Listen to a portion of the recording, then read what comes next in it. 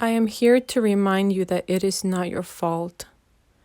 The way that you react to things, how you treat yourself, what you think about yourself, how you ask of others to treat you, the lack of respect that you expect, it is not your fault. Your actions have made you feel this way, but your actions are a result of an accumulation of things that have happened in your life. You didn't come here with a manual, some instruction booklet on how to live life. So I'm here to remind you that it is not your fault in how you have been reacting. The way that you react is just a survival mechanism. It may not be the best, but it is the fastest way that your body, your mind could think of, how do I protect myself in this instant? And especially when we had to protect ourselves as children, we couldn't think of the best way to do that. And perhaps you're still protecting yourself that same way. You might ask yourself, why does it feel so uncomfortable when I try to do better? This does not mean because you are not capable of changing or because that's just the way that you are supposed to be. It's simply just a habit. This is not my philosophy. It's not a theory. This is science. We know that a habit doesn't know the difference between right or wrong. Your mind just does what is comfortable, what it is used to doing. So whenever you're trying to change and it feels uncomfortable, like you're losing a part of yourself, please remember this is part of the process. This does not mean that you are not meant to be different or change anything. It's simply just the way your mind and body work. But the ego will try to survive. It will try to protect itself. And what are you doing? Why are you trying to change us? This is what we deserve. This is what we've done. It's who we've always been. But that's the ego's job, is to keep you the same. Please do not believe that you are your thoughts or your ego or the things that have happened to you. If you are uncomfortable right now with your life, if you do not feel fulfilled and living a life of joy, it means that you are not living your life.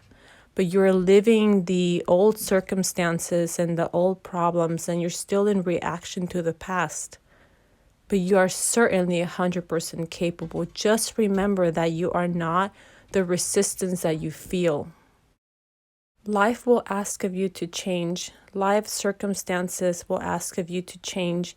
People will ask of you to change. Your own body will tell you, I am tired. Can we please change? And you will try, and you will fail. But there is no such thing as failure, really, unless you stop. When you stop, then we can call it failure. But why are we going to stop if we understand that this is just part of the process? Falling is part of the process. But what we do every time is we get up. Yes, we fall, but we get up every single time. And the ego will start to feel bad for itself. All these people that I've hurt and how much I hurt myself. I don't deserve to do better. I can't do better. You have to remember this is not who you are. This is part of the process. That will and should come up. And if it doesn't, you're just getting closer to the end.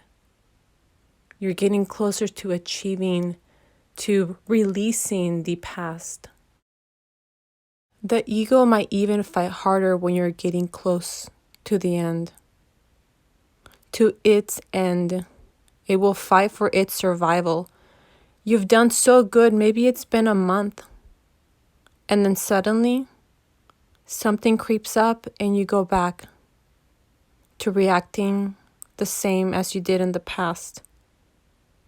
And once again, the cycle can start, but hopefully you remember now that it's just part of it. This is just the way that it goes. It took a long time to get yourself here. It took a long time for your ego to get this way. So now we have to unwind. We have to undo that time with a new kind of mentality, a new kind of energy. Please be gentle with yourself. Sometimes the ego will try to play the wise one. And if and when you fall, it will try to pick you back up and say, come on, let's get back up. How could we have messed up?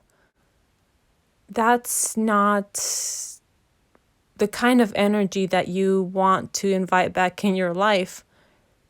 You have to kind of pick yourself up with a loving, kind energy, the one that allows you to mess up as you're moving along in the process, because that's just what's going to happen.